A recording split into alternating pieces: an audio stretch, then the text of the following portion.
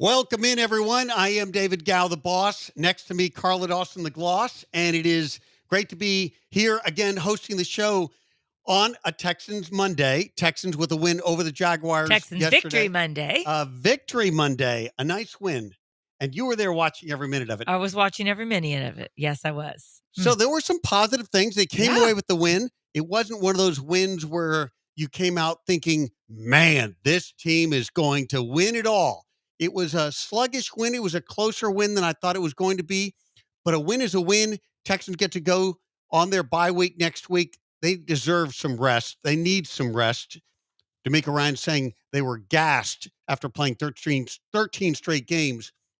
But tell us, Carla, what did you find encouraging about the win? Let's go with the positives first. Okay. The O-line, for many reasons. They gave CJ time. They gave him great protection and very, very few penalties. I think 3 penalties for 2 penalties, 2 or 3 for 15 yards. Yeah, look, we've been talking about the penalties every single week, and it's encouraging to be able to talk about how there were so few penalties this week. And then you mentioned CJ Stroud being better protected. He was only pressured 21% of his dropbacks this week, and he was able to hold the ball for roughly 3 seconds on average. Those are good stats and real improvement in protecting their quarterback. Yeah, and I credit the O-line. They looked like a different animal than what we've been seeing.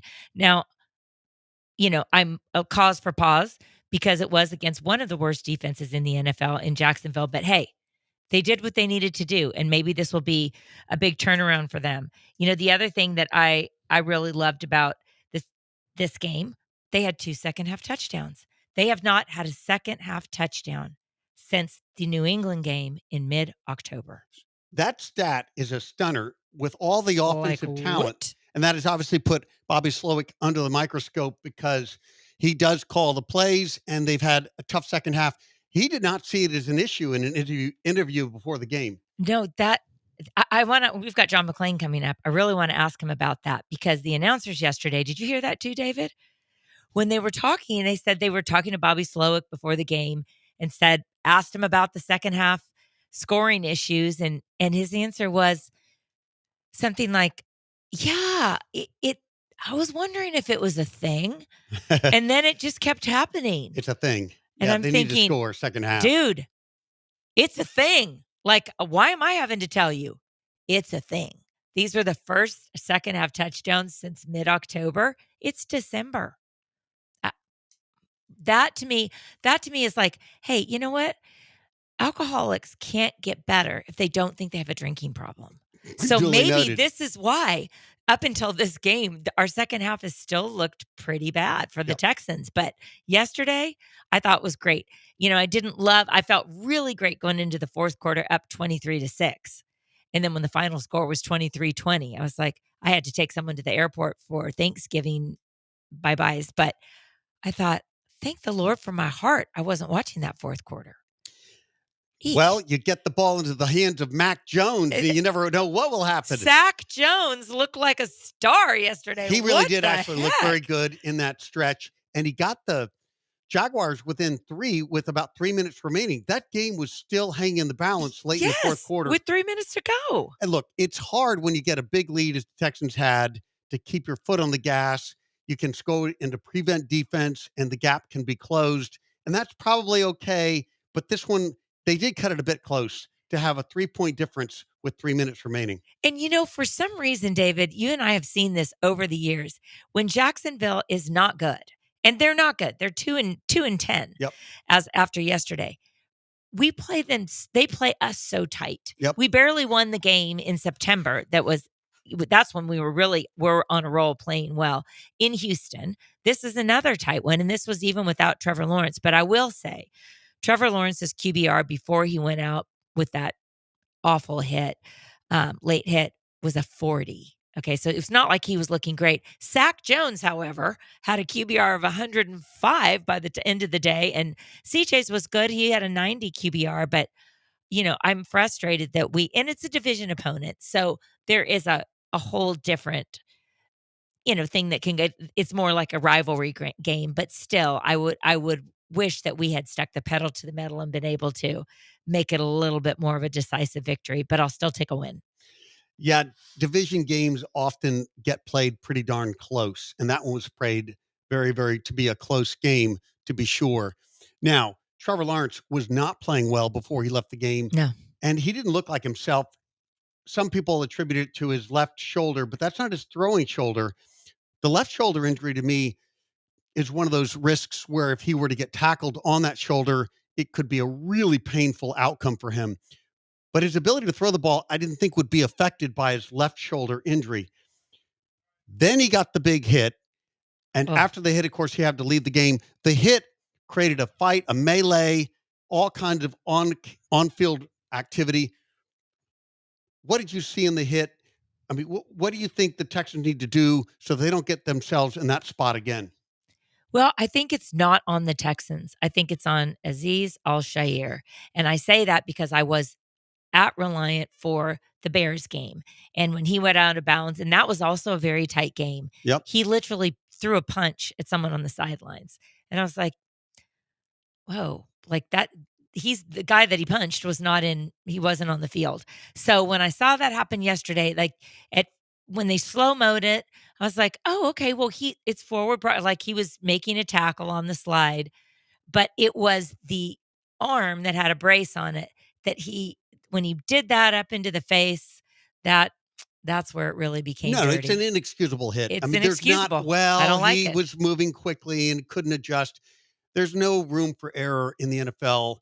With a franchise quarterback, you cannot go up and hit him in the head. No, period. I agree. Particularly one who is going down to the ground, sliding in front of you.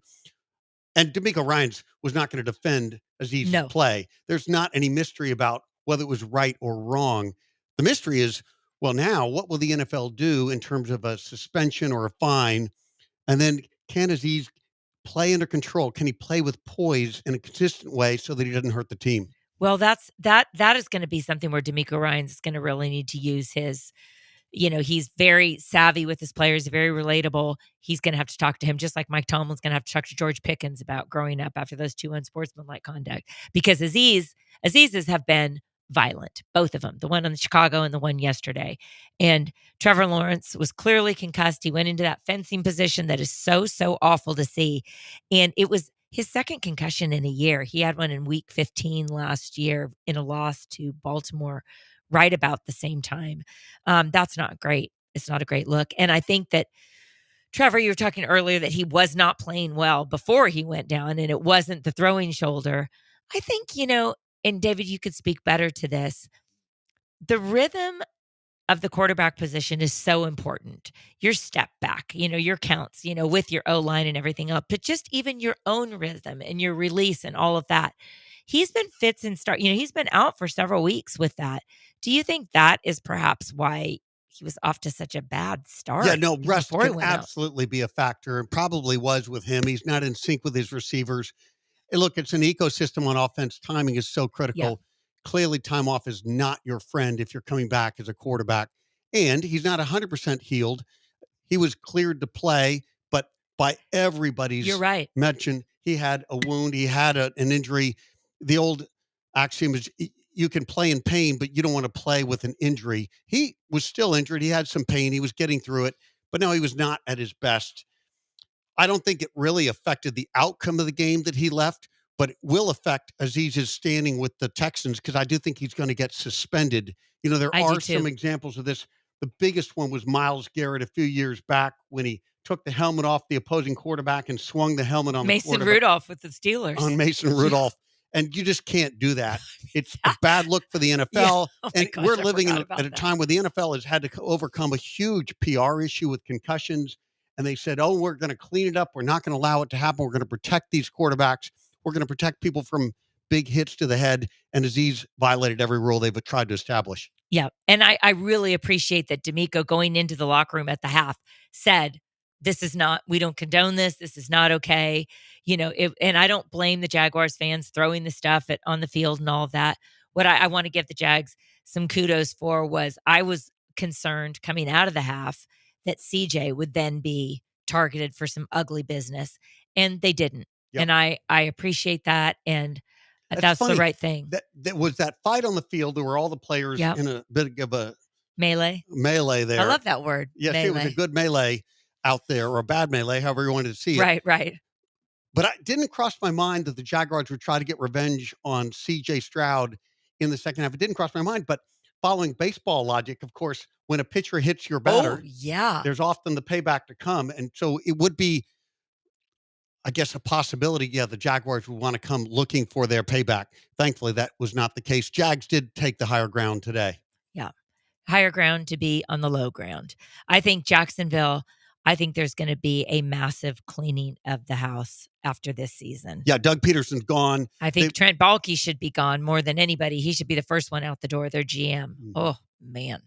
All right, we're going to take a break, and when we come back, we're going to have to take note that the Colts are not done. The Colts got a win yesterday, and they have an easy schedule ahead. The Colts over the Patriots. We're going to break down, can the Colts make a run in the division against the Texans? That up next year on ESPN Radio 97.5 and 92.5.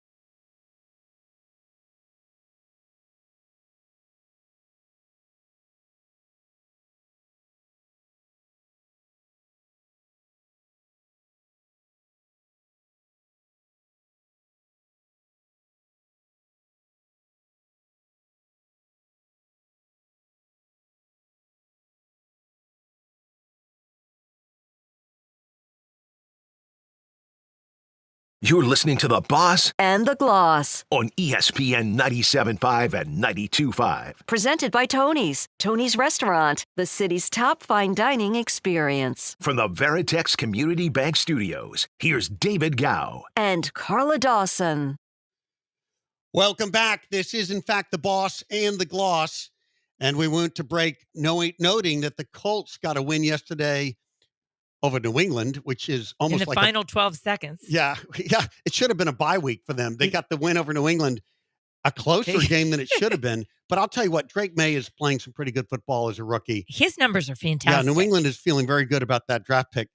But the Colts needed the win. The Colts now trail the Texans by 2 games. They also trail the Texans with the tiebreaker since the Texans won both of the head-to-head matchups. Thank goodness that was important. But Anthony Richards is getting better each week. I mean, he looked pretty good yesterday. He's inconsistent, but there are some throws he makes are really NFL throws. And of course, he's a very good athlete. He makes some great runs. He threw for a TD and ran for 2 with 12 seconds remaining and got the win for the Colts. Yeah. I mean, he is a feast or famine guy, but he seems to really be coming along. And when you face opponents like New England, you actually have a chance to fine-tune what you're doing. I mean, I knew at the beginning of the season, the Texans had one of the top 3 toughest schedules in the NFL. And I just want to give you what the 4 remaining games are for Houston and for Indy. Well, that's interesting. I didn't think coming in they had a tough schedule because their division is so weak and you play double games against every team in your division. But here they come. down the stretch here, it's going to be tough, right? Oof. They've got 4 games remaining. Whom do the Texans face? So the Texans are going to face Miami, Baltimore, Kansas City. Well, Kansas City, Baltimore on Christmas Day. And then they'll end with Tennessee, which Tennessee should be a gimme. But we just gave them a victory last week. Yeah, I can't believe they'll lose to Tennessee But think about twice. that. Miami could be a loss. Yeah. Baltimore, I mean, you don't know which Ravens you're going to see. Kansas City is going to be a loss. I mean, I hate to be that way, but let's be realistic. And then Indy ends with Denver. That could go either way at this point. Tennessee, the Giants, and Jacksonville.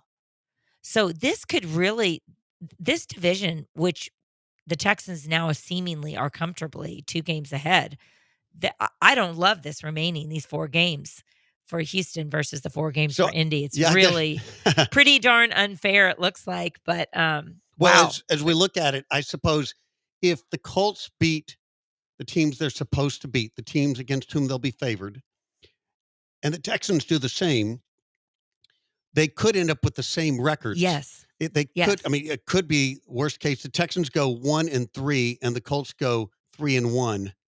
Then they would have the same record. And then, thank goodness for the tiebreaker, the fact that the Texans have beaten the Colts twice this year. Yeah, that's key. It's hard to see this Texans team going 1-3. I know the competition's really stiff. I know they will be. Well, the Chiefs will be favored against the Texans for sure. The Ravens will be favored against the Texans. So yes, I guess just looking at the Vegas odds, it could be a tough stretch here. The final 4 games. One key, though, is the Texans will be coming off of a bye week. The Colts will be too. But I think these Texans need that bye to sync themselves up for the final 4, the big finish down the stretch. I do too. And I think you bring up a great point, David. It should not be overlooked that the Texans have gone, as same with Indy, 13 straight weeks of NFL without a break. And here's what I would say to Bobby Slowick and D'Amico Ryans. You need to go full Britney Spears coming out of the bye week. I mean, shave the head. Because Nick Sirianni, remember the Eagles are sputtering. In fact, not even looking good. Lots of turnovers by Jalen Hurts. Nick Sirianni being called for his job. We're talking about earlier this year. This season. On top of their meltdown last year. Totally. Keep going. So Nick Sirianni on the hot seat. Yep. He has to bring his kids to a presser. I mean, it was bad. Then they go into a bye week. Nick Sirianni comes back with his head shaved, and he's sparring with a fan. Well, look, they're on a 7-game win streak. So I'm like, go full Britney Spears. Shave your head. Come on. I mean, D'Amico's head is already shaved. But maybe I'll shave my hair if that'll help the Texans You know how win. I give you girl talk. I said Joe Burrow should never have dyed his hair at the beginning of that season. Don't make a change like that. But now it's time to make a change. Look what Nick Sirianni did, and look at Philly. We're talking about them and the Lions and the Chiefs as being the best team in the NFL right now. So I'm all about the head shaving, so let's do it, not me. All right, I'll shave the head. The only risk is my hair may not grow back. That's another matter. You got a lot of hair. Yeah, that's the nicest thing you've ever said to me, by the way. I appreciate that very much. I need all the help I can get on the hairline. I'm going to go see Dr. Linvale, one of our best sponsors. Oh, excellent. I'm sure he'll give me a wonderful transplant. Do you think he'll give me some sort of foof if I go see him too? The one thing I can say is you do not need more hair. You may need other things, but you don't need more hair. That's probably true. Like a muzzle might be one of them, but hair, no. So all there right. you go. I'm going to give a lot of credit to the Colts for hanging in there. Sure. Anthony Richards is developed. I mean, you mentioned his stats really weren't very good yesterday. No. 12 of 24, 109 yards, 2 TDs, 2 interceptions. Drake May's stats were much better, but somehow the Colts got there. And so the Colts are still in striking distance in the division, however improbable that they could catch the Texans. And you looked at 3 of their final 4 opponents have losing records. Yeah. And poor Patriots, they were eliminated yesterday from playoff contention with their 4th loss in 5 games. But I think the silver lining for them, they've got their quarterback. Drake May's the real deal. He doesn't seem scared by the bright lights. I mean, and for the Colts, Shane Steichen is a great coach. And wow, it's going to be crazy down the stretch. That's all I can say. Now, the great thing about the Patriots is, yes, they have their franchise quarterback, and they're going to end up with the top 5 pick. Yeah, sure. And so I'm sure there'll be a bevy of interest to come up and try to get a quarterback early in the draft. If the Patriots have the 1st, 2nd, or 3rd pick, they may well be able to trade back for a whole bounty for some quarterback-starved team. So Patriots come draft time, we'll be sitting pretty. Today, it doesn't look so good. But No. that's the Patriots' fate. We talked about the Colts' fate. Let's jump to another game that I found really interesting because it might be the end of an era almost. It was the Bills just crushing the 49ers. Oh, my gosh. That was such a fun game to watch. The Snow Bowl. The Snow Bowl. Always love a game in the snow, particularly up in Buffalo. Somehow it just fits, It was iconic. Right? It was iconic. And Josh Allen was iconic. I mean, that guy played really good game. He plays well in the snow, and he plays tough, right? There was that play where he completed a pass, then he came over and got the lateral and ran it in for a touchdown. From Amari Cooper, threw it back to him. Very few quarterbacks are making that play. He's the first player in NFL history to pass, run, and receive for a touchdown in the same game. It was so cool. My husband actually thought that was a drawn-up play. I said, I don't think so. I think Amari Cooper was getting tackled backwards and just saw Josh Allen and waving his arms. But, hey, credit Josh Allen. His bugaboo to me since he's been in the league, he's so turnover prone. He's fun to watch. He's gritty. He's so athletic. But, man, that guy turns the ball over. Not this season.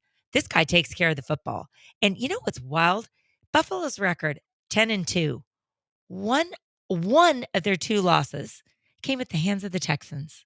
Yet the Texans gave the Jets and Tennessee a win. So on any given Sunday. But anyway, I digress. That game last night was crazy. What do you think about San Francisco? I know that's where you were going with this. Well, no, I mean, when I look at San Francisco and I see McCaffrey getting injured yet again. I mean, he's missed most of this season. He finally came back. There were some questions about whether he really was healthy enough to come back on the field. Right. But he's now gone. I think he's done for the season because, look, at this point, they're 5-7. They've got, 5 more games to play. I really wonder whether they're going to be able to hold it all together. And they've had so many injuries. A lot of those players are past their prime, and Trent Williams has not played well. He's been injured. He is a core to that offensive line. I just think that we may have seen the last of this window for the 49ers. I think this just shows you how hard it is to win in the NFL. And, they were in the Super Bowl last year. Remember that with Kansas City, went to overtime. And now they don't even have a winning record. They're 5-7. Yep. McCaffrey, this should not be a surprise because San Francisco picked him up from Carolina and they look like geniuses. He had a severe injury history, extensive injury history in Carolina because of the way he plays and the way he's used. He's a utility knife. He's in the, wildcat. He's running. He's receiving. He's doing all these crazy things. He's not a big guy. He's stout. But, he takes a big beating. And he had arthritis in both Achilles. And last night, it wasn't the Achilles. It was a PCL, a torn PCL. So I don't think they should bring him back. They use him way too much. I think this is a lost season for San Francisco, which is sad due to injury. And because they're just unable to generate any sort of momentum because of the plethora of injuries. They paid Brandon Ayuk big time in the offseason.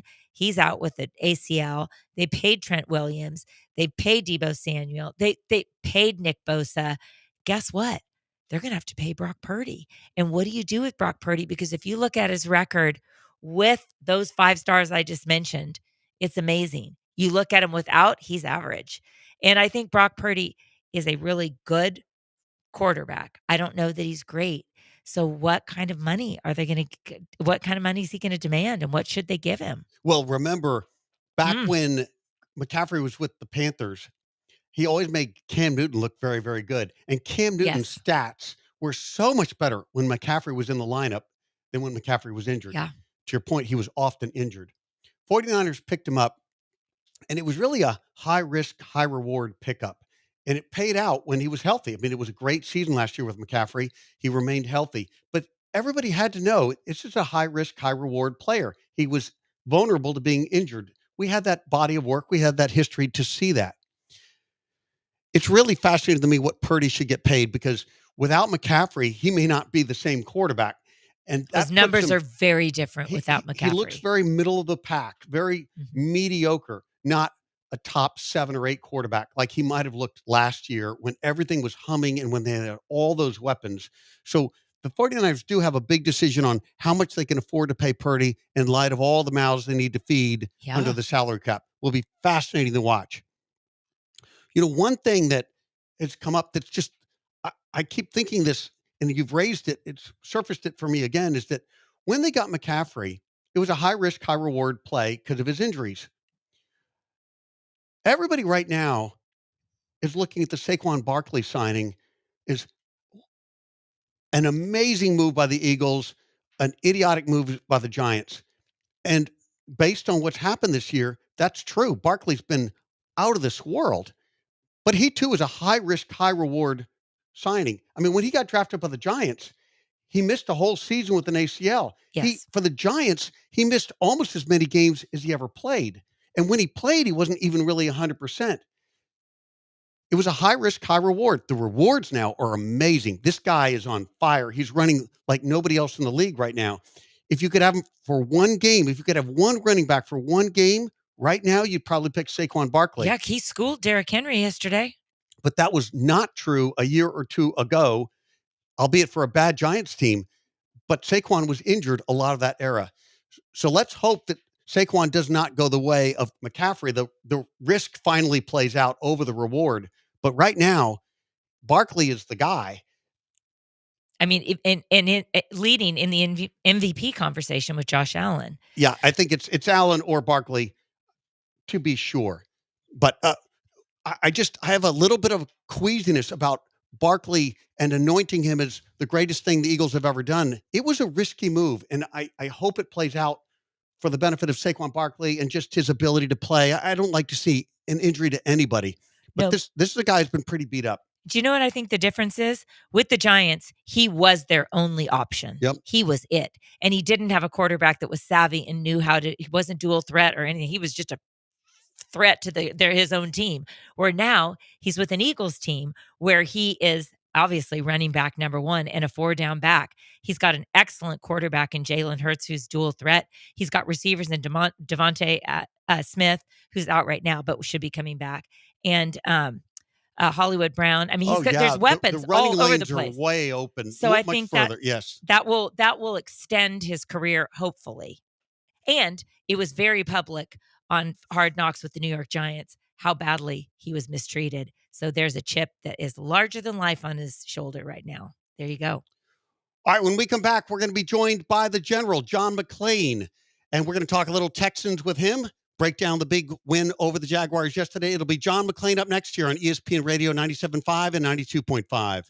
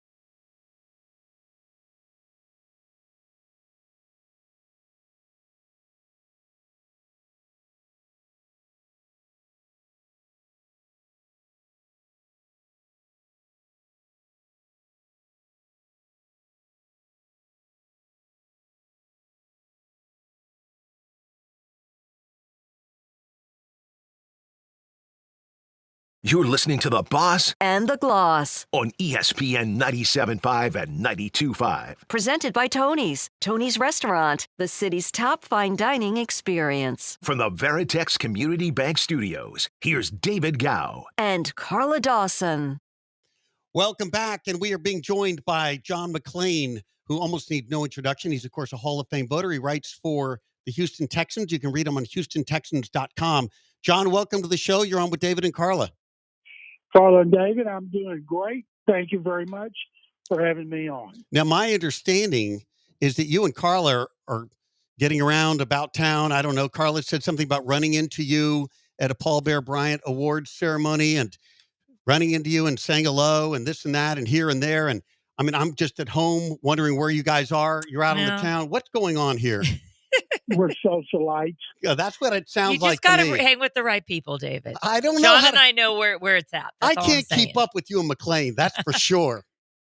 I'm associated with several organizations, and one of them is the Bear Bryant Award. I'm really excited about it, and it's always one of the great honors that we have in Houston, just like the Lombardi Award, and gets a lot of attention, a lot of good publicity for Houston, and when those players and coaches come in.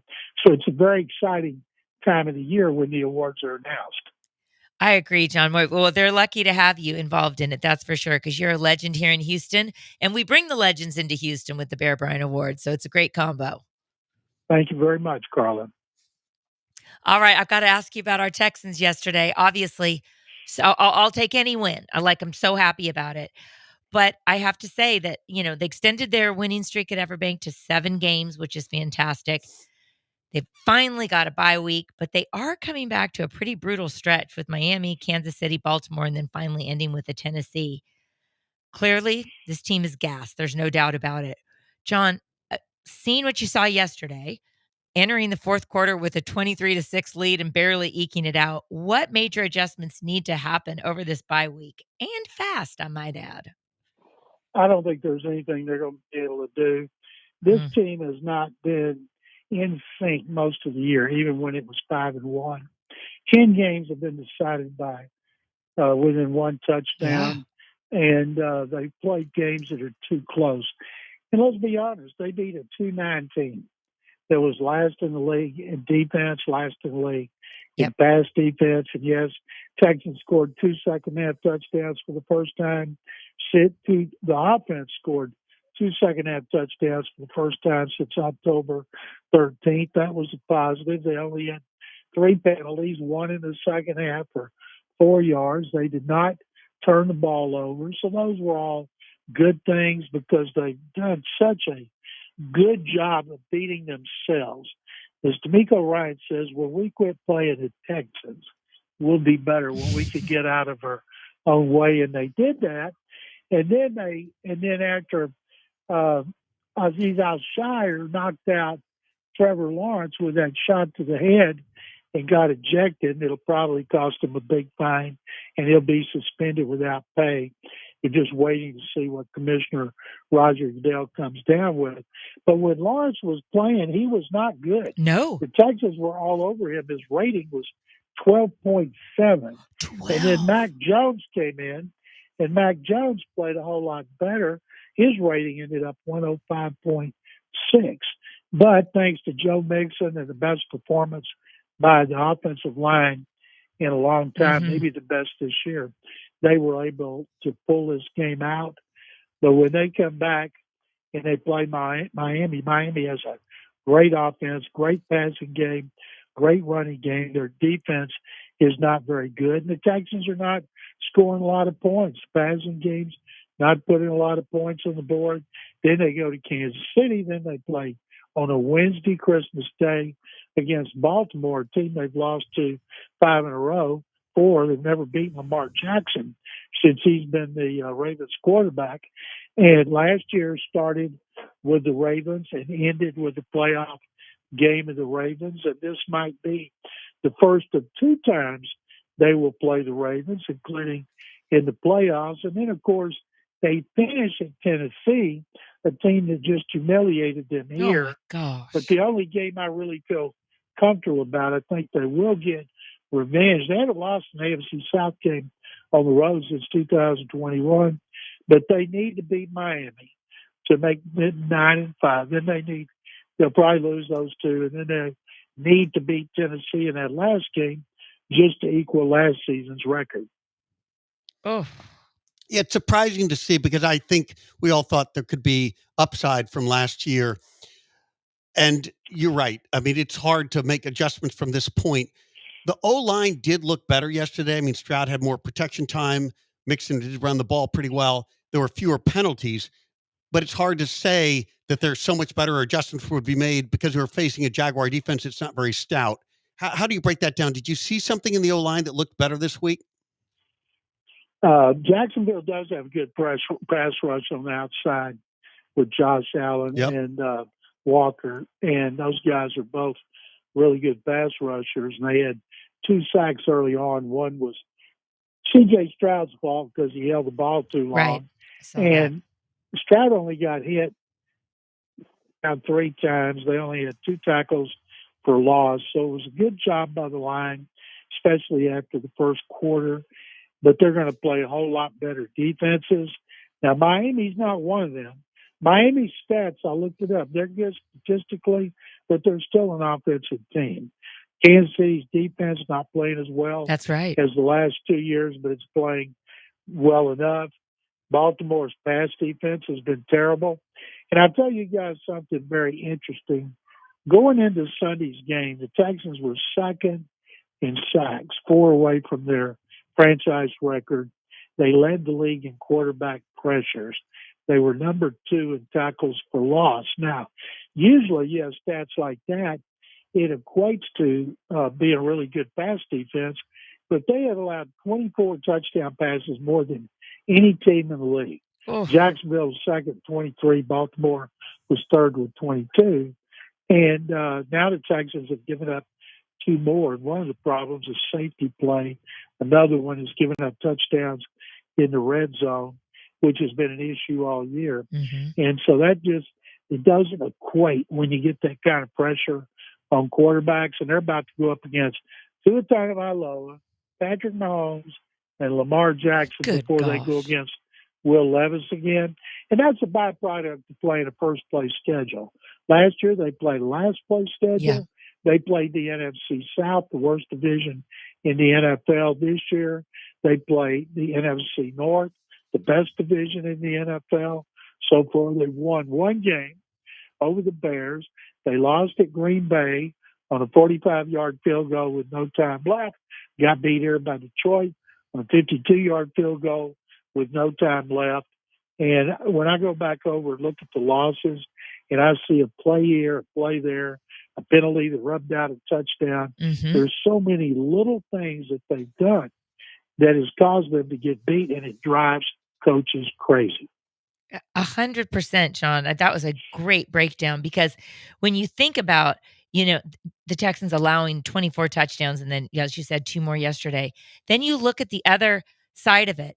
They are responsible for one of Buffalo's 2 losses.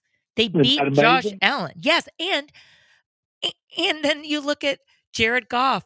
They forced him into 5 interceptions and couldn't pull out a win. Like, I don't even know a team that can do that. And I think you must be right. It's looking at the little things that erase these amazing things that the Texans are able to do. It's very rare, Carla, but to have 8 sacks and a return for a touchdown and lose as they did to the Titans. That's the first time. Let's see. That's hurts going into that game against the Titans, going back to 1960.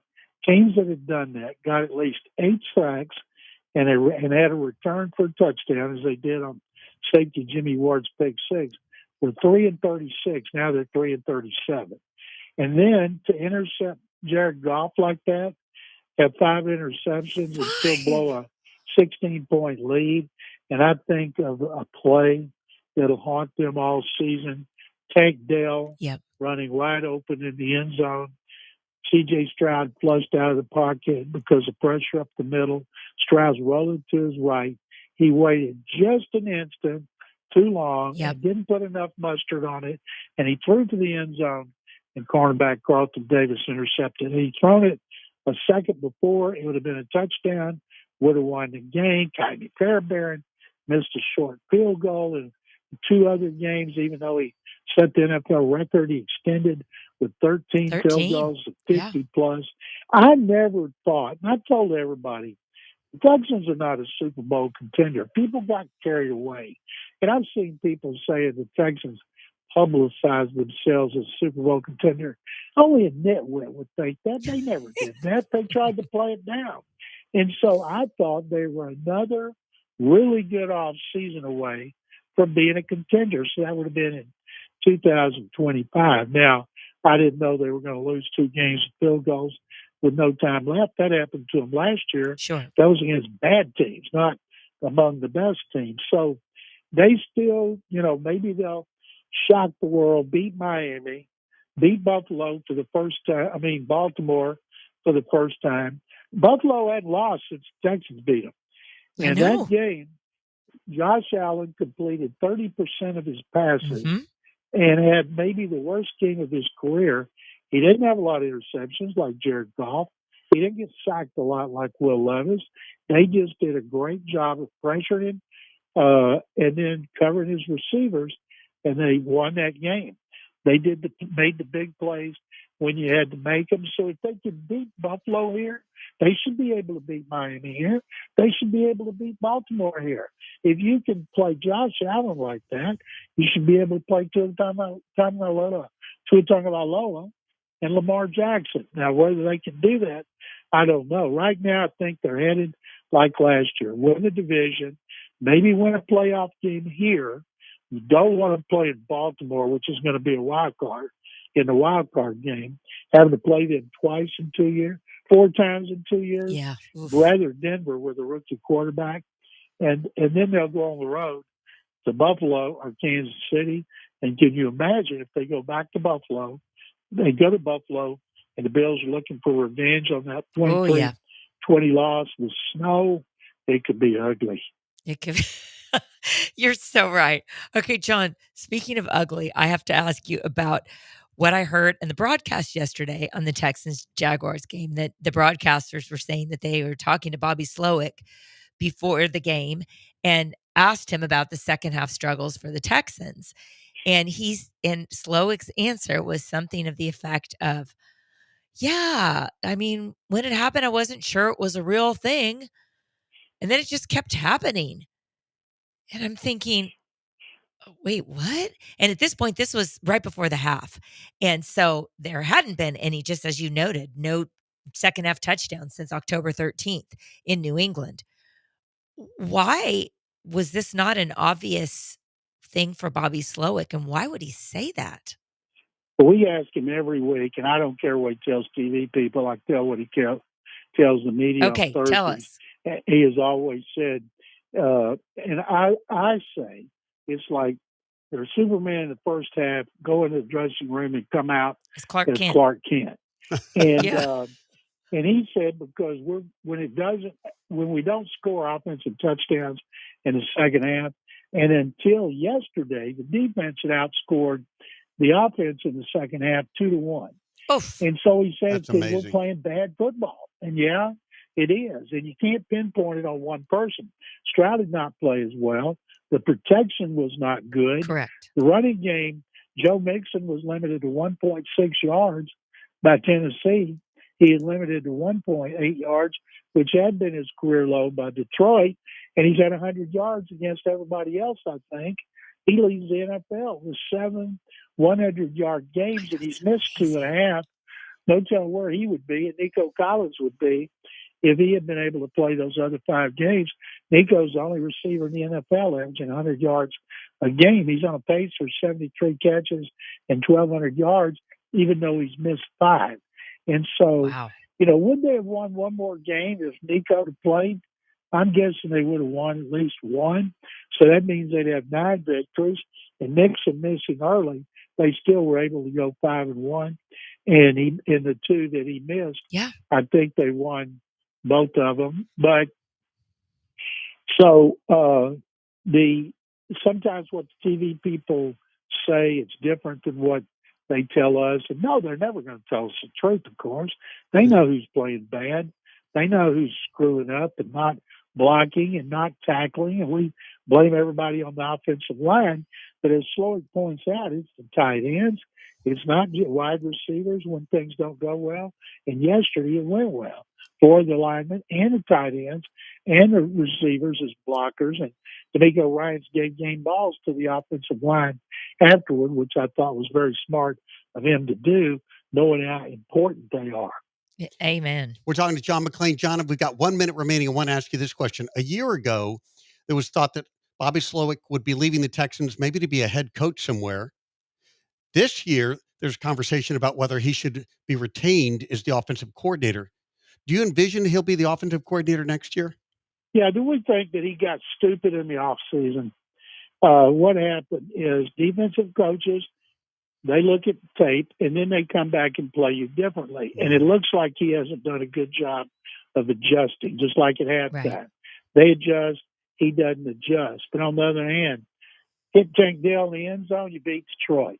There's so many little things that don't have anything to do with him. I think he'll be back. I think he is. I know he's one of D'Amico Ryans' best friends.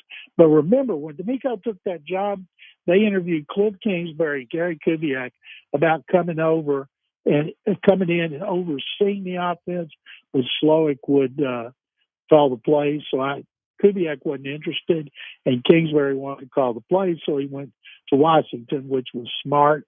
So they might reach out and do that again, look for some guy to come in and work with Slowick. All makes sense. I like it. John McClain, really appreciate your joining us. Thanks so much. David Garlow, it's my pleasure. Thank you very much for having me, and happy holidays. Happy holidays. Thank you, John. You too. Till next time. Bye.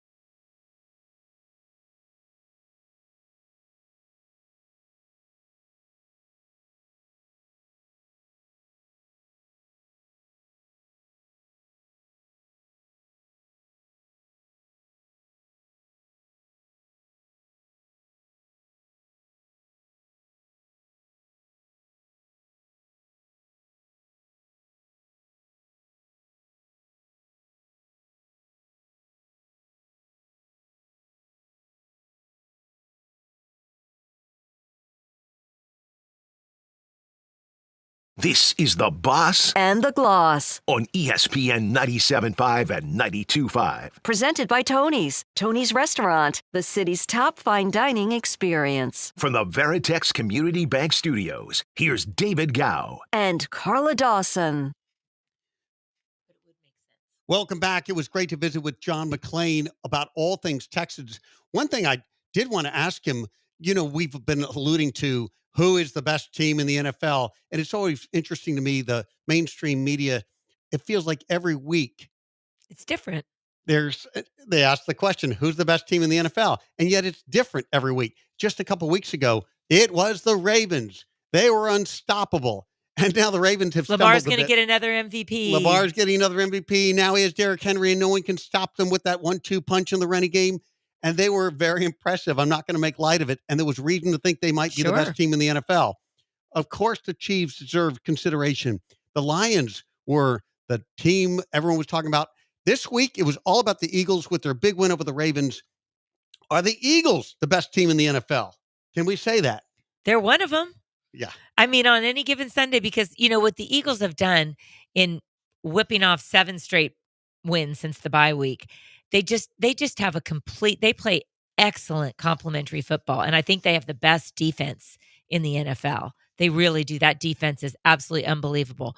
Whereas the Chiefs, who you mentioned, they've got the record for sure, but they have one of the worst defenses in the NFL. And it is only because of the brilliance of Patrick Mahomes and a lot of wonderful calls that go your way, or opponents like the Raiders who beat themselves. They have been able to get out that record. But actually, Patrick Mahomes' QBR is not any of the top in the NFL because the defense has been so rough. And Detroit's another story. And I'm talking about the 3 best teams that 4 between Buffalo, Philly, Kansas City, and Detroit. Detroit has been able to do what they're doing with so many injuries on the defensive side of the ball, the biggest being Aiden Hutchinson, of course, and it's just been next man up. And I think Jared Goff, to your point, was the MVP candidate until the Texans intercepted him 5 times. Even though the Texans lost that game and Detroit won it, I think it really hurt Jared Goff's MVP candidacy. And then last night we saw what Buffalo did. Just wow. So I think it's really on any given Sunday. But I think that the top dogs are still the top dogs. But you know who really resurfaced this weekend after Sunday was, can Pittsburgh make it to the Super Bowl? Now we're talking Steelers. That's all the rage. So I think I'm reluctant to throw the Steelers into that mix. They do lead their division. They've got a 9-3 record. Ravens at 8-5. One thing I would say on behalf of the Ravens, who have obviously stumbled a bit here the last couple of weeks, they lost a disappointing loss to the Eagles yesterday, is Justin Tucker, their kicker. Oh, man. Who has been one of the most amazing kickers in his entire career, has now hit some kind of stumbling block. He missed 2 field goals yesterday. And a PAT. And an extra point. And you give those points back to the Ravens, and that might have been a different game. I mean, it's one thing we're all saying the Eagles are unstoppable, unbeatable. They're amazing. They're so much better than the Ravens now. But that game could have been different if those kicks had been made. There's a momentum that happens. There's an energy about driving down the field to get lined up to kick the field goal, and you miss, and it just turns the momentum back over to Philadelphia. I mean, look, it was a 5-point difference yesterday, and there were 7 points that were left on the board because Justin Tucker was not Justin Tucker yesterday. Well, I would say, which I agree with you, and he hasn't been Justin Tucker all season. Yeah. What I think is interesting about his struggles, he's obviously been a stalwart for the Ravens, but his misses are to the left, to the right. They're all over the place. So I think that is a sign. I mean, I'm not a kicker, but I would think if you're always missing left, you can fix that. Or if you're always missing right, but he's all over the place. He's short, he's left, he's right. It is a lot of struggles. I think that the score, I watched the game last night, and the score was much tighter than it needed to be because Philly kind of let up and Baltimore got a very late touchdown, but the game was not as close as that score looked. Having said that, you are right. 7 points in an NFL game. I mean, you look at the Chiefs, 7 games, 7 of their wins were decided by less than a touchdown. I mean, it's like an incredibly tight season. Yep. So you're right. Every PAT, every field goal. Houston's lost several games by by a field goal, which has been tough. And we're talking about Pittsburgh, who all of a sudden they look amazing. What's gonna really be the test is their next 3 opponents. They've got the Eagles, they've got the Ravens, they've got the Chiefs. Let's see what they look like then. Tough matchups for the Steelers. All right, when we come back, we're going to shift gears. We're going to talk a little college football with David Nuno, who, of course, hosts a radio show and a video show on texags.com each weekday from 8 to 11. It'll be David Nuno up next, and we'll ask him about the state of the Aggies after their loss to the Longhorns this weekend. That up next here on ESPN Radio 97.5 and 92.5.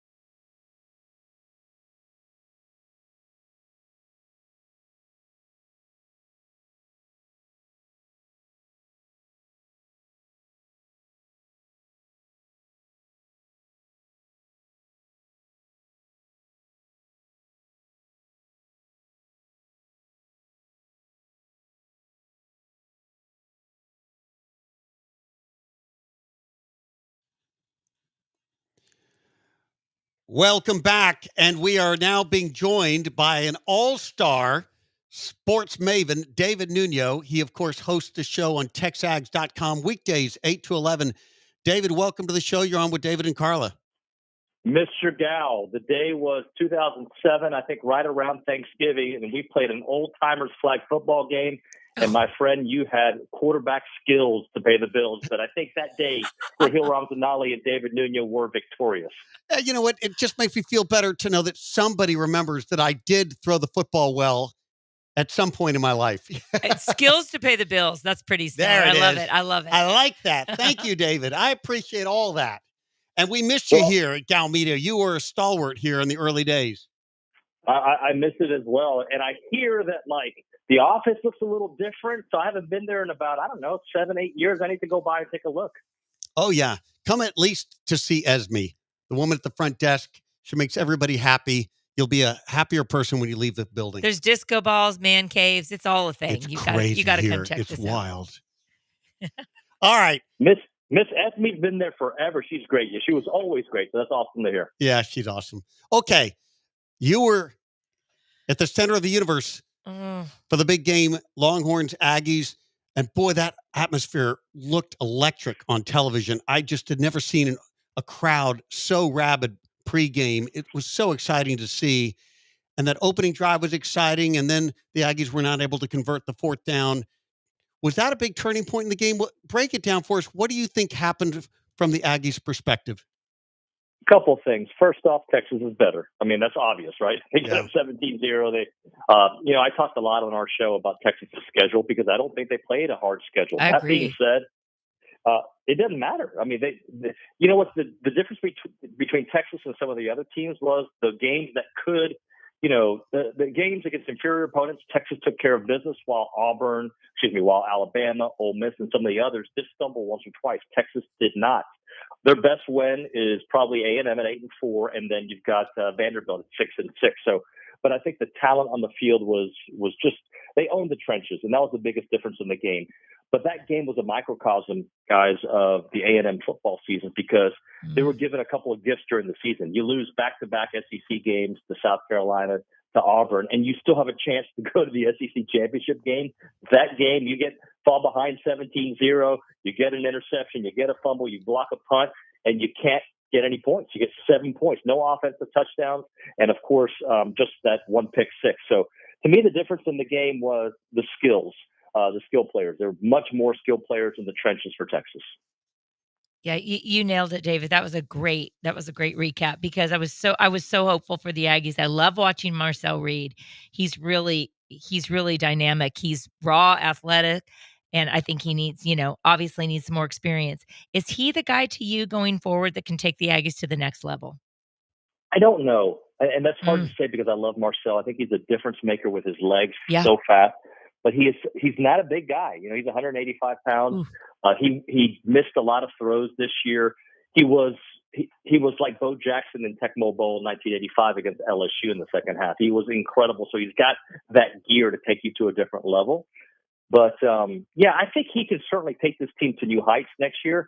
But next year's schedule is the exact same schedule A&M has this year, but flip all the games on the road that were hard at home. They're not going to be on the road. You'll go to LSU, you'll go to Notre Dame, and that is and now you go to Arkansas because it's not going to be a neutral site game anymore. So, the home games that were supposed to be so winnable for A&M, and they did such a good job winning, except the Texas game and the Notre Dame game. Now you flip it. So I think Marcel Reed can be the guy. Long answer for you, but he does have to improve his passing.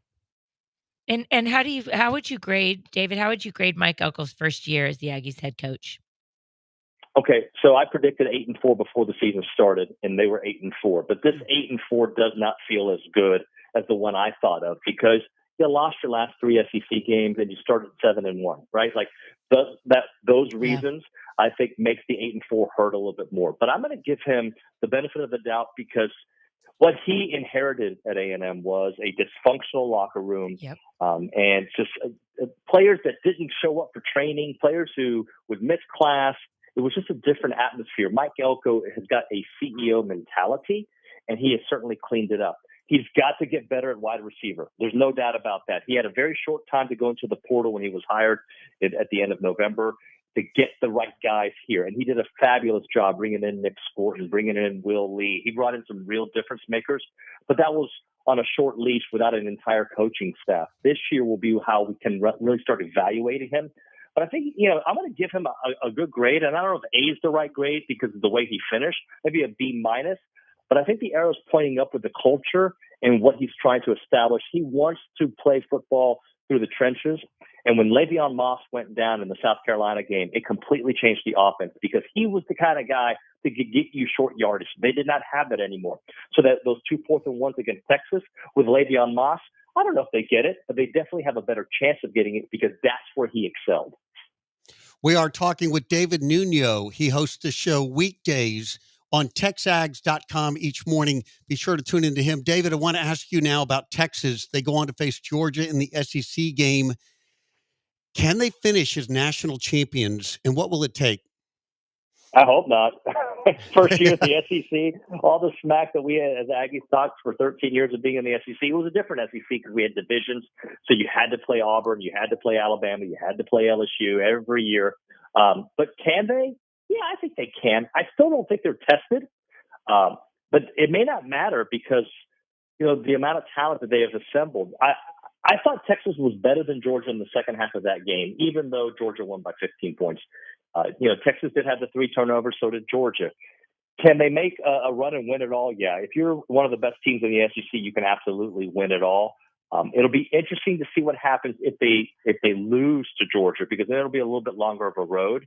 I think they can do it. I'm not impressed with anybody in college football this year. There isn't like that one dominant team. Oregon might be a very dominant team, but we really don't know. You could say the same thing about Texas. It's not like years past where you had this juggernaut in Georgia or during the Alabama years where you just knew they were the best team in football. I don't feel very strongly about anybody this year, so I wouldn't be surprised if somebody we're not talking about found a way to win it. David, you bring up such a good point. I feel like the motto of this year's college football is on any given Saturday. And I think it's the NIL and the transfer portal has made this free agency, and it's watered down the superpowers, that we know of. I mean, like I look at Carson Beck at Georgia. I mean, I'm not impressed. Quinn Ewers at Texas, I'm not impressed. They have their moments. They don't. I mean, Cam Ward, I love watching him. I love Shedeur Sanders, but it's such a crazy, unhinged, chaotic, mind-blowing season like I've never seen. And do you think it has to speak about the difference that maybe an NIL and the transfer portal has done to what we know as the original Blue Bloods? Yeah, it's interesting. So are playing the NIL game pretty well, right? Ohio State's playing it. Michigan's playing it. We just saw what they did for their quarterback and flipping the LSU quarterback. Wow. Yeah. So I feel like the Blue Bloods have a really good NIL structure in place. Here's the thing: do you have the right players to make the right environments? For instance, Ole Miss had a really nice year this year at 9-3, but I don't think the year that they expected to have. Could they maybe end up in the playoffs? Potentially. They have an argument against South Carolina, who's being discussed as a potential 9-3 team to get in. But, I think if you don't have the right people in your locker room in this world of college football where you can leave when you want, where you can look for the highest dollar amount out there, I personally don't like the structure of it, but I do think it is exciting. And a team like Texas, let's say, they've got all the funding in the world to go make it happen. As long as they have the right pieces in place, they can take advantage of this. But again, how quickly you can bring in a lot of talent and not go anywhere. I think Colorado's an interesting case study, not just because of NIL. I'm not really familiar with how good their NIL package is, but because it has become a destination place because of Deion Sanders. And look at the year that they put together, and they got some NFL hopefuls going there. So I think the NIL world has really changed the game. I don't like the direction it's going, but I got to get used to it until they put these guardrails in. And at that point, how many guardrails can you really put into something that's already the Wild West? That's what I say. The horse was let out of the barn under Mark Emmert, and it's hard now to put fences up. They're already out. But I love that you mentioned Deion Sanders because to me, he's my coach of the year. Buffalo's went into the season projected to be last in the Big 12. And after 2 seasons, he's got them sitting at 7-2 in a 4-way tie that he could have gone to the championship. 9-3 overall, and his home record 5-1. Away, he's 4-2. I mean, speak about what Deion Sanders has done in 2 years when he took over the program at 1-11. It's pretty remarkable to a new conference. I don't know, and I don't necessarily love Deion, to be honest with you, because I don't like the way he handled things initially and how I felt he made it about himself.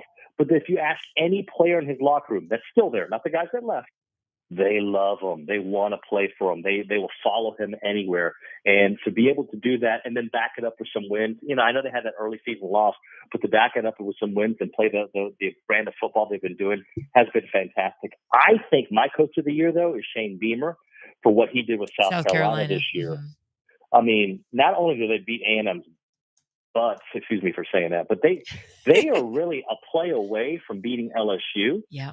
In a game that I thought they got robbed, right? There was a bad penalty in that game. They could be 10-2.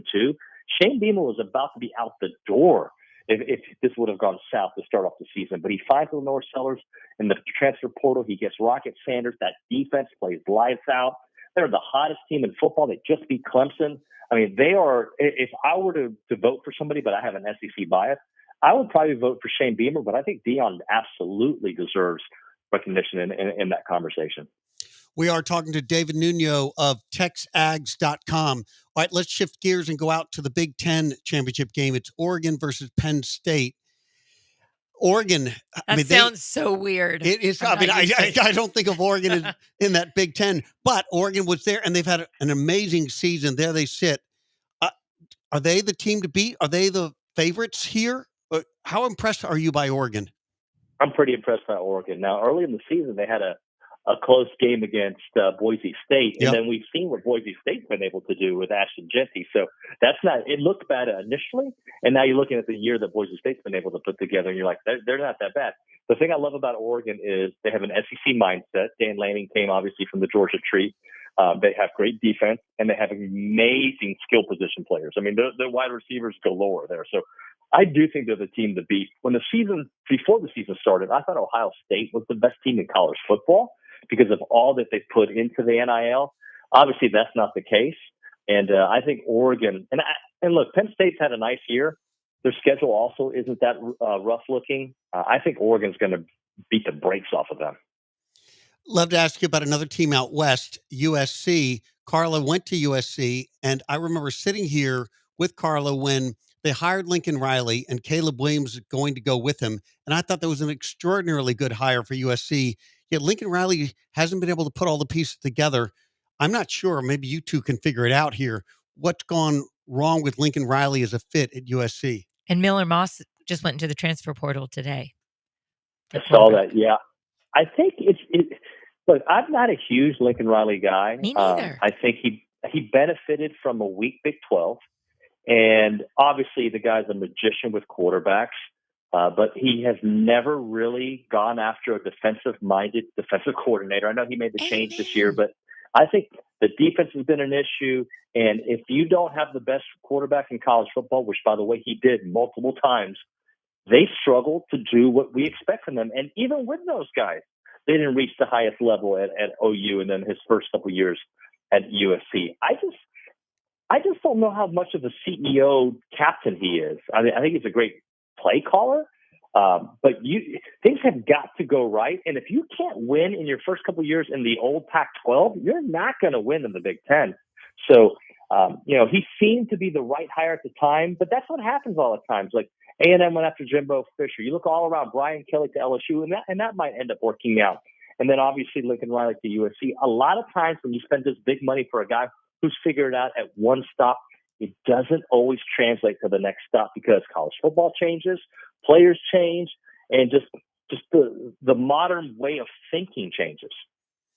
We're talking to David Nuno. I also want to ask you about the melee at the end of Michigan and Ohio State, the flag planting and the fights and all that went. Pepper spray, all the things. Give us your take on what you saw there.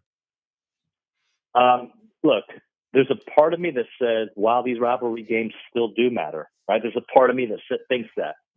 Because coming into this Texas and Texas A&M game, to give you a little bit of perspective, I wondered what this game meant to these kids who didn't grow up with that rivalry, right? They didn't grow up with it. True. And I was thinking, like, I wonder if they care the way we oldies care, right?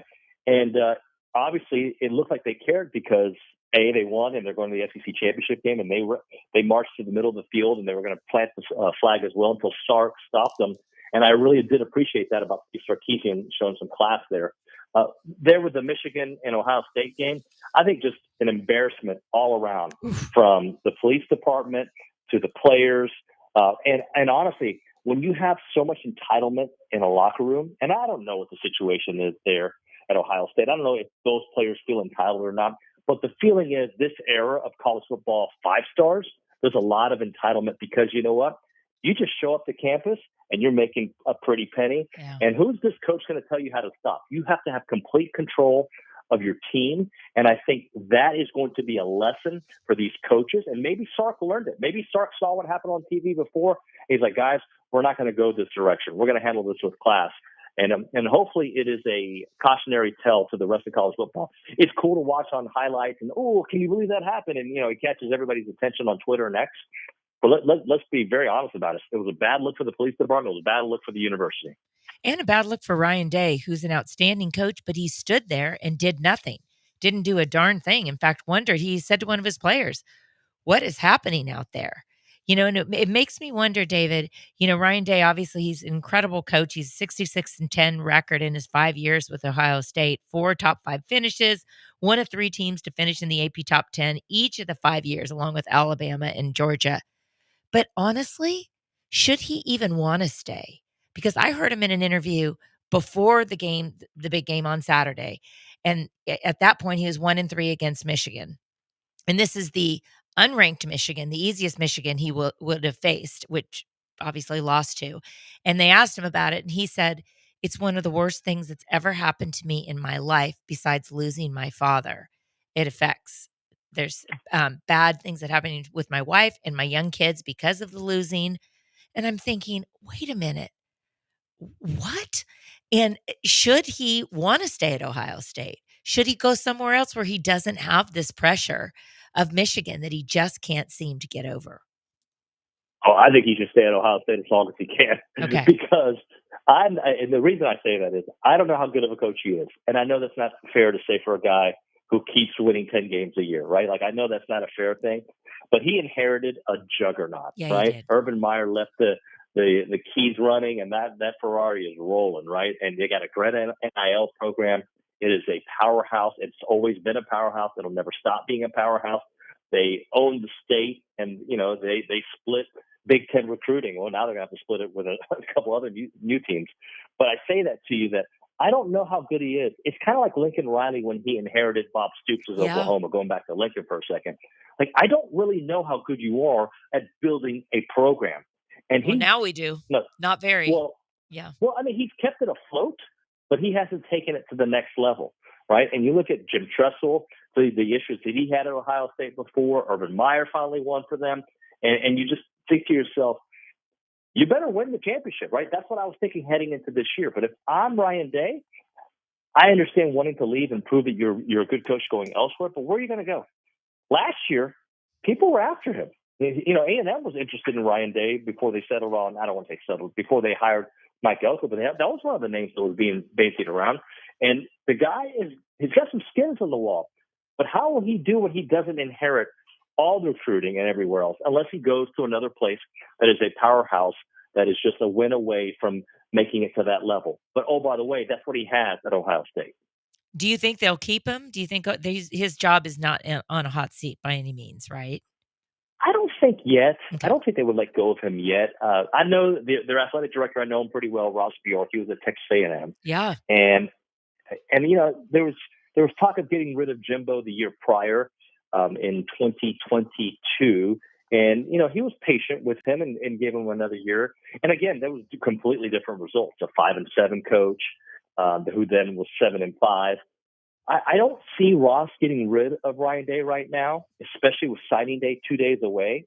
But by the way, people can leave now at any point, right? The transfer portal opens up and you can just leave. I don't see it happening just yet, but they cannot have another year like they had this year. We are talking to David Nuno of Texags.com. Okay, Notre Dame is poised to have its best season in a long time. Are you buying Notre Dame right now? I am. They don't look like the team A&M played at the beginning of the year, mm-hmm. where, obviously when the first game of the season, you hope you see growth, but they look pretty good. Now, again, you look at their schedule, who have they really beaten, right? That's what I think. Is their best win an 8-4 A&M team? Is that? I mean, I'm trying to think. I think that's their best win. Or maybe Navy, and I don't know how good, Navy, it was Navy. I don't know how good Navy is this year. They had a great record, obviously, but, who did they play? So, but yeah, I like Notre Dame. They have a strong defense, and their offensive line, who I thought would be vulnerable to start the year because they had a lot of injuries and they had a lot of freshmen and sophomores starting, has carried that team. So yeah, I'm totally buying. Notre Dame, and I love their quarterback situation. I do. I think it is fun to watch what they're doing, and I think they can beat you multiple ways. They can beat you defensively. They can beat you certainly on the ground and pound. Okay, before we lose you, I want to ask you, do you have a favorite for the Heisman now? I'm still Ashton Genty. I really like Ashton Genty. I wouldn't mind if somebody voted for Travis Hunter, because I think Travis Hunter has been just spectacular to watch, being great at both. But the year that Ashton Genty put together, I think he deserves the Heisman. I think he's been that fantastic. What do you guys think? I'm a Travis Hunter girl because you rarely see someone that not only plays both sides, but dominates both sides. Like, he set a franchise record for the school for the number of touchdown passes in a year in this past weekend. And I can't get over it. I cannot get over it. I just love it. I just love him. So I hope so. But I hear your case for Ashton Genty too. It does feel more wide open than some years. It does, because there's been Not years many where there's maybe quarterbacks. 1A, 1B, but is there? I could see Dylan Gabriel getting, right. Like, who Sure. knows who's going to get it? Sure. There's a lot of names that could get enough votes to win it. I think Ashton Genty has had just a remarkable stats kind of season, and his team, by the way, happens to be very relevant. Yeah, they're 10 in the nation right now. Yeah, which is the highest since 2011 for Boise State. So it's in large part because of his performance, for sure. All right, he is David Nuno. So, David, people can watch you and hear you on texags.com, and you're on weekdays, 8 to 11 in the mornings? Yep, we're on TV and radio here in College Station. We're on YouTube. We're on texags.com. 90% A&M coverage, but, I sometimes will talk about random TV shows like Yellowstone and whatever else is popping in pop culture. Well, and what's so evident in having this conversation with you is you're conversant on all things college football. I know the Aggies are front and center on texags.com, but your knowledge across the landscape has really been fun, and we are so grateful that you shared all that with us today. To me, and Carlos, great to talk to you. I appreciate the time on the show. Thank you so much, David. I will be in touch. Thanks for coming. All right, when we come back, we're going to look at two teams that both lost yesterday. It was the Bears and the Jets, and there's something in common between their losses. We'll look at that when we return here on ESPN Radio 97.5 and 92.5.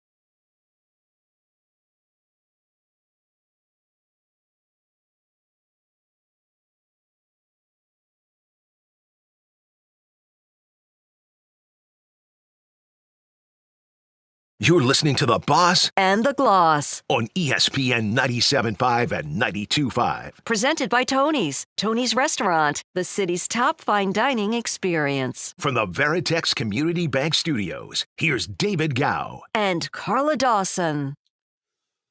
Welcome back. And Carla, I wanted to shift gears and go back to the NFL and ask you a little bit about the Chicago Bears, because they did something they had not done in their history. They fired their head coach in the middle of the season. That was a surprise. It was Matt Eberflus. He is now gone. But it does appear this firing needed to happen. Oh my gosh. Like, it's way overdue. Well, first of all, the Thanksgiving Day game against Detroit, which the Lions eked out 23-20. That final 32 seconds, I'm not even going to run through it. Just Google it. It was the worst decision-making 32 seconds I have ever seen in all of my many years of watching the NFL. Well, and headlined by the fact that they let 32 seconds run out when they had a timeout that they could use. Yes. And Caleb Williams, who's a rookie quarterback, called an audible because he didn't like what his head coach gave him. And honestly, I don't blame him. And I think it was a brutal loss, but what happened, it resulted in the ugliest post-game locker room, to the point where emotions were so high after that. They'd been building up and building up because Eberflus, his biggest strike against him was that he never took accountability for his missteps. Not only that, but he'd often double down on the bad decisions he made. And it just never set well with the players. It's like, hey, obviously the players take some responsibility, but the guy he didn't know how to own it. He didn't know how to man up. And it turned out that after the Lions loss on Thanksgiving, Eberflus came in, addressed the locker room with his speech. He had verbal exchanges with the players. He had to be escorted out of the locker room immediately because, it was about to go fisticuffs. They could not stand this head coach. He lost that locker room. And the Bears, I know they've never done that before, which maybe they should because you look at their history, but he needed to go. This is far too long. It really started, they were on a 6-game losing streak that started when Washington beat them on that Hail Mary by Jaden Daniels. And it wasn't even the Hail Mary that was allowed. Do you remember the play before it? The play before. They allowed so much cushion on their pass coverage that Jaden Daniels was able to get an easy completion with no defense that got the Commanders in striking distance and enabled the Hail Mary on the next play. Yeah, there have been a lot of coaching issues there. And they had the player that I can't remember what his name was that was busy taunting the fans in Washington, and he didn't even know the play had started. Yep. Remember that? Yep. It was like trying to cover it in the end zone. It was ridiculous. So the Bears took their tough medicine. They had a problem in the locker room. They said goodbye to Matt Eberflus. Let's go across half the country over to see the Jets. They've got a problem in their locker room. It's called Aaron Rodgers. Yes. And there was a conversation this week after Rodgers played poorly yet again that maybe it was time to bench him. Maybe he would not be the starter. Now, today they've come out and said that he will start another game. He will play again. But are we seeing the end of the Aaron Rodgers era in the New York Jets?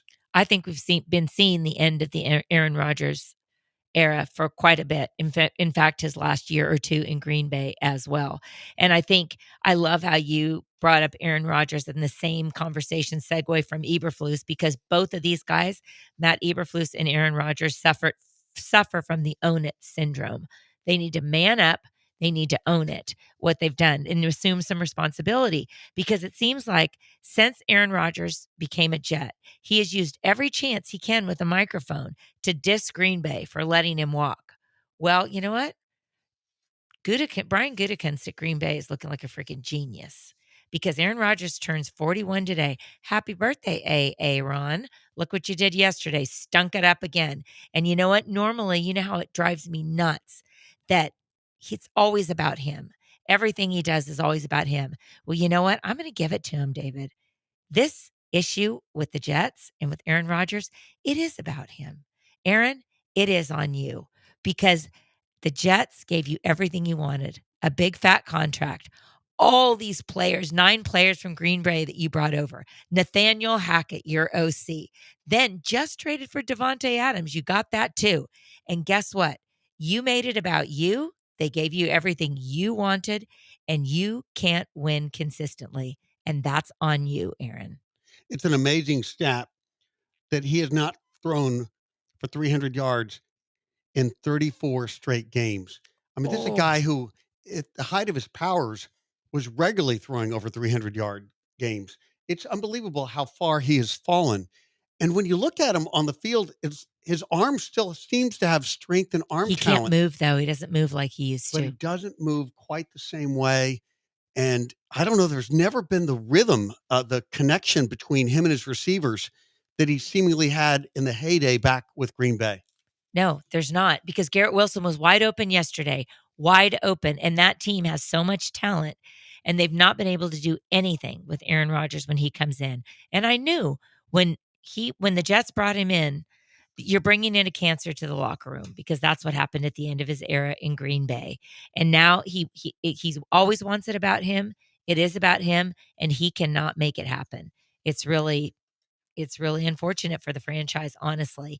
And today, interim head coach Jeff Ulbrich said, we're going to bring back Aaron Rodgers as a starter because he gives us our best chance to win. Well, you're not winning. So it's a hot mess, but what else can you expect bringing Aaron Rodgers in as 41 years old, coming off an Achilles, and being a you man instead of a team guy? All right, I do have a Monday Night Football update. Javonte Williams with a 2-yard TD run, giving the Broncos a 7-0 lead over the Browns. There are about 4 minutes left in the first quarter. All righty.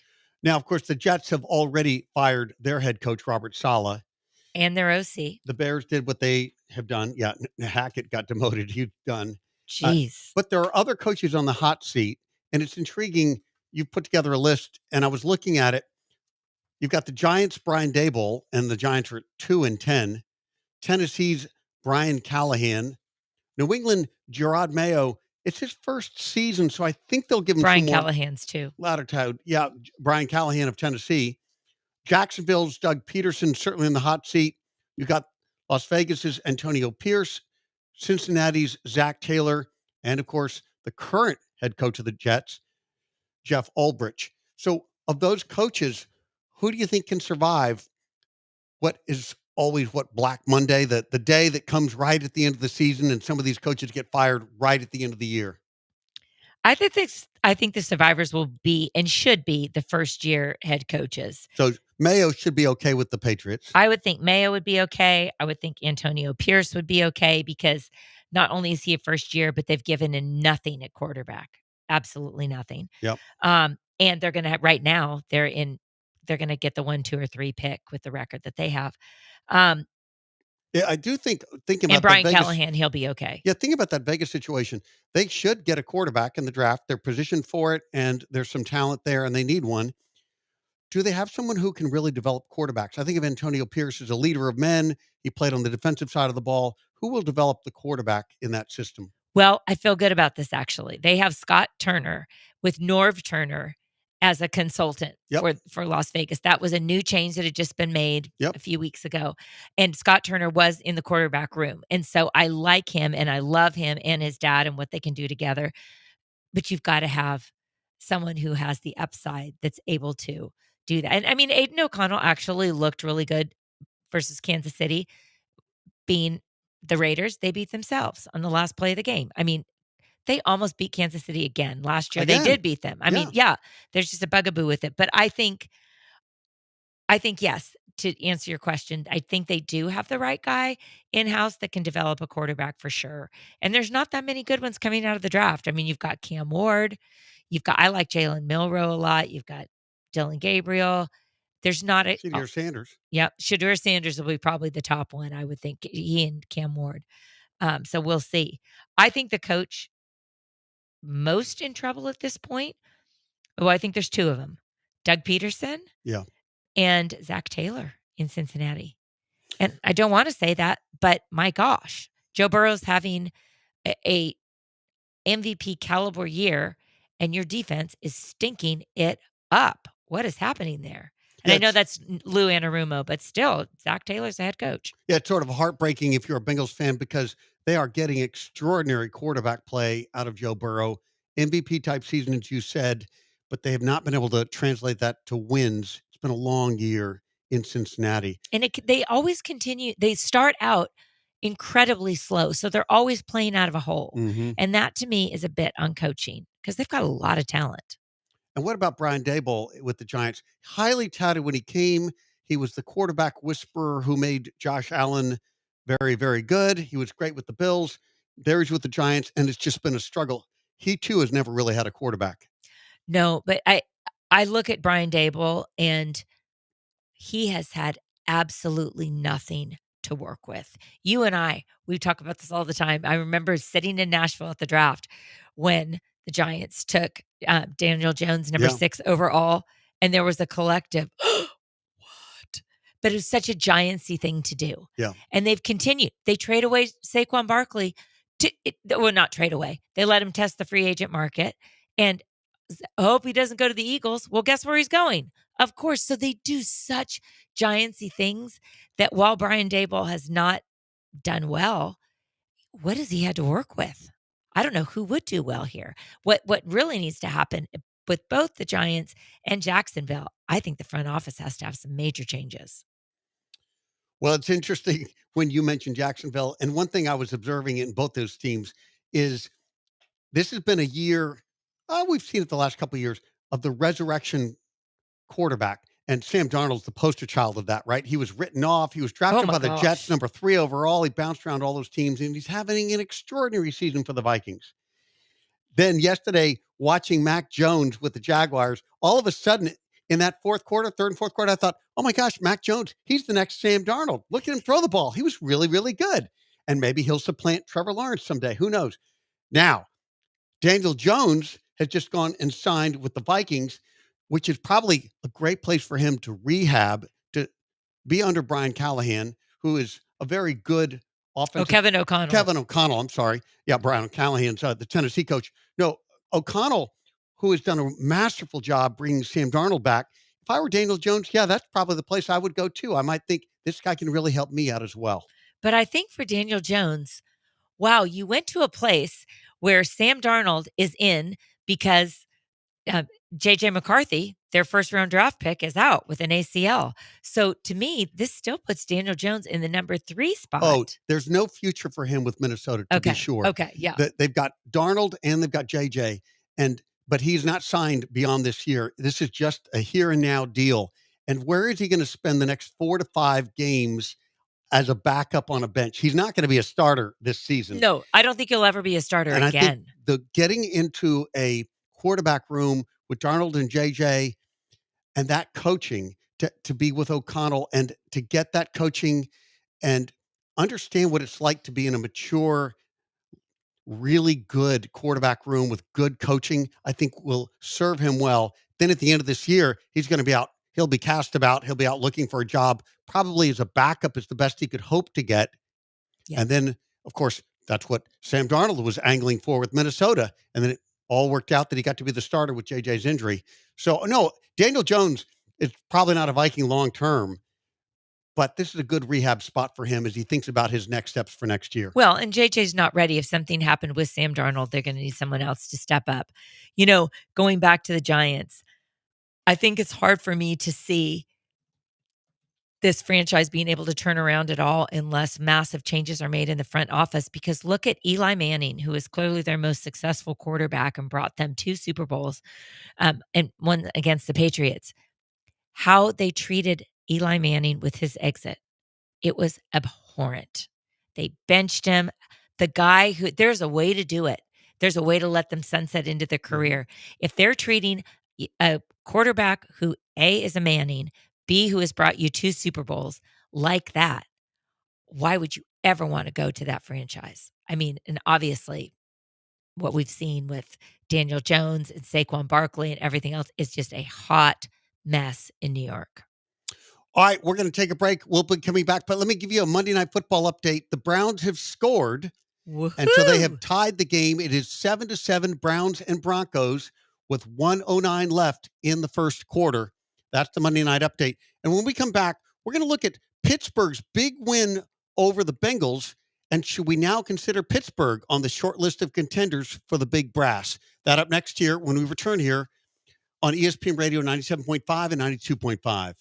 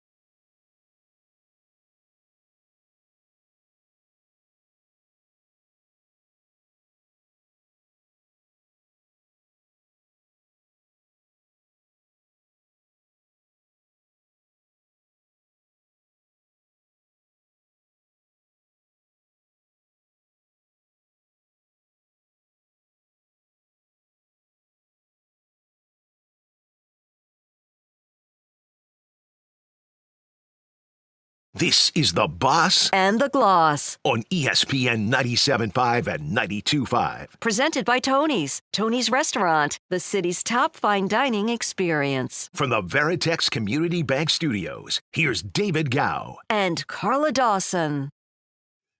All right, you heard the intro voice noting that Tony's is the top fine dining experience in the city of Houston. And joining us now is their executive chef, Kate McLean. Kate, welcome onto the show. You're on with David and Carla. Hey, guys, what's up? I love your show. You are so awesome. And I just want to say I love my ESPN 97.5 app.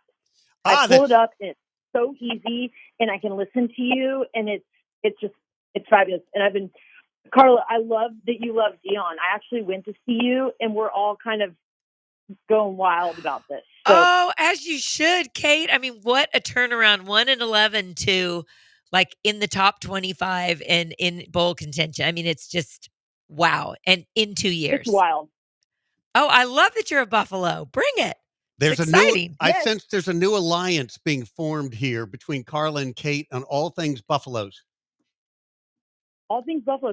And guys, okay, so whatever we did last week, it totally worked because we were busy Friday, Saturday, and our pasta station was slammed. Awesome. People were ordering pasta all over the place, and they were ordering, it wasn't gluten-free, and it's okay if they do need gluten-free, but out of Friday and Saturday, when we usually see an uptick in gluten-free pasta after Thanksgiving, there was one order, and the station was slammed. Every table got something, so it was exciting to see. That is exciting to see. Look, you love our radio show. We love your restaurant. It's Tony's. Amen. Yeah, it's Tony's Fine Well, Dining. Good trade. They're located in Greenway Plaza on 3755 Richmond Avenue. So, Kate, what's going to be cooking this weekend? Okay, guys, so we've got live music again. That's been super fun. Wanted to bring attention, if anyone wants like an inside lens into like the kitchen or how I see things, I have this little tab on the website called Essays by Kate. And I write little essays. There's usually some ha-has in there. And it's a look into the kitchen and our characters and the things we do. Another thing we're getting really excited about is New Year's, obviously. So we're amping up for that, and we've got reservations coming in. So we're going to do 2 seatings and have live music and champagne toasting on the last seating. And last year it was a blast. It was it was bumping. So I would make your reservations now if you're wanting to come out. Okay, let's ask this for New Year's Eve. I noticed it's sort of a 4-course meal. What are you going to be serving that night? Oh, we've got it all. If you want foie gras, we've got foie gras. We've got 4 different types of caviar. You can have it traditional, or we're serving it on a crispy little potato. And then lots of pasta. We've got lamb chops, ribeye, Japanese A5, sea bass, fresh branzino, and then just all those things. There's something about when she starts talking food, I get in sort of, my mouth starts to water. I start to feel a different vibe. I unbutton my shirt a little bit. Everything is. Yeah, it's getting real heated over here. Yeah. Kate, you just bring something out of David that we probably can't even talk about here. But anyway. Well, it's amazing food. You're an amazing chef, Kate. And for anybody who hasn't been there in a long time, go to Tony's Houston. It's located 3755 Richmond Avenue. You can learn more by going to tonyshouston.com. You can sign up for New Year's, make your New Year's reservations now. You got to get in now because I'm sure it's going to fill up. Kate? Yes. And if I could do a little shout out to Pierre, who has been working with us for over 18 years. He taught me how to spear fish. I told him I'd be on tonight, and he asked that I'd send him some greetings. So greetings to Pierre, and a shout out to my nephew, James. Oh, my goodness. This is great. Bring in the family. All the VIPs. Yes. That's right. All right, Kate, thanks so much for joining us. We'll talk again. Okay, thanks, guys. Take care. Kate. Yep, Tony's is the best. No question. Oh, my gosh, it is. It is phenomenal. Every meal is fantastic. It's just a great place to go. And she's so creative. Yep. I mean, and did you hear her energy level? I mean, we're just coming off of Thanksgiving. I still have a tryptophan coma going on over here. And she was like, perky, ready to go. So Kate brings it. She makes it, she modernizes a very cool Houston old place into a really new, cool with it spot. I love it. Okay, we were going to visit with Ryan Leaf. He could not join us. But what's so interesting about Ryan Leaf, of course, he's now the host of a show called The Last Mile, which is on satellite radio. And what they do is they talk to people who are in prison about life coming out of prison. Oh, it's an amazing thing that Ryan Leaf is doing. And I promised that I would encourage people to go look up Ryan Leaf and The Last Mile radio show. It's on satellite. It's outstanding. And we'll get Ryan Leaf on another day. But certainly his show is worth hearing, and hearing the stories of these men who are coming out of prison and starting a new life. Monday Night Football still tied at 7-7. It's Broncos and Browns. Now, Denver, being the home team, favored by 6. Did that surprise you? It looked like 6 points felt like a lot to me. I don't bet regularly, but that's a 6-point spread for a Denver team that, to me, still needs to prove itself a bit. And the Browns' defense is still pretty stout. I think it's the record that brought the spread. I mean, Cleveland's at 3-8. Yep. Denver's at 7-5, and I think a surprising 7-5. And Bo Nix has showed what I didn't fully expect, and he stands up to Sean Payton, which I think is pretty amazing. I think 6 is a little stout. To your point, the record absolutely 7-5 versus 4-8, 3-8, 3-8. You're right, but the Browns under Jameis Winston, they've got a better record. Are you not buying in on Jameis Winston? Not yet. No, he was always your favorite. He started biting his fingers in the huddle. That's when he won you over, right? Oh, do we have to go there? That visual is too much for me. He's 2-2 as a starting QB since taking over for Deshaun Watson. That's my point right there. So there we go. 2-2. He's a 500 quarterback right now. That's not bad. But remember the season when he was with New Orleans? I think he had, 23 touchdowns, 23 interceptions. Yeah. So, it's not a good trend, but he has done better. But and seems to be, he seems to be a good leader in Cleveland right now. And believe me, they have needed some leadership. That's for sure. Well, back to the Broncos. Yeah, Bo Nix right now is being considered by many to be the offensive rookie of the year. Clearly, Jaden Daniels will contend for that as well.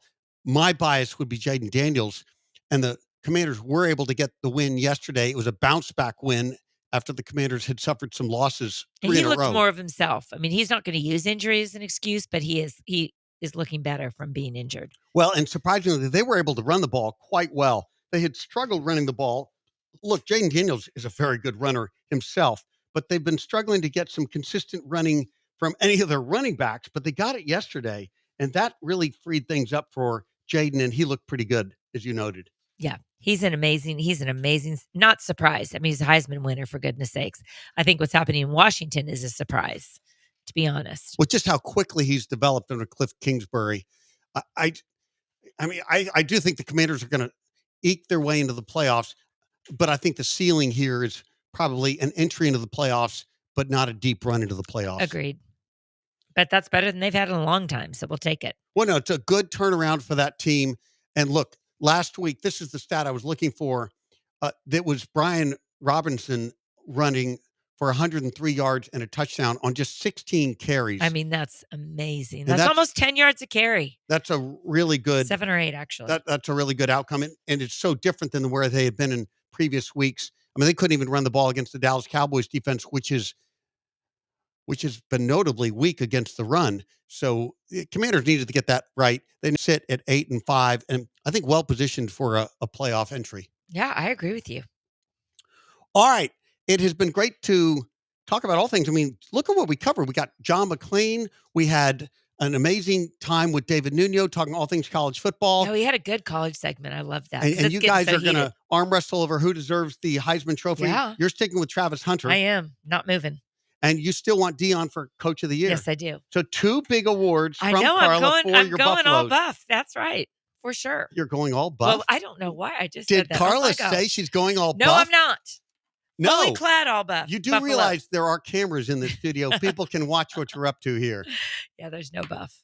Unfortunately, there's a man behind the glass there in the producer's room nodding emphatically, yes, yes, yes. I don't think, no, that's not. No one wants that visual. We all know that. It's not that kind of show. No, it's not. Just to be clear. It's a family show. All right. You've been listening to The Boss and the Gloss. Great to be with you, Carla. And let's hope for another, the Texans get a bye this week, and we'll hopefully another win. Let's win it out and go big. Win out. We got 4 big games coming up. All right. You've been listening to The Boss and the Gloss on ESPN Radio 97.5 and 92.5.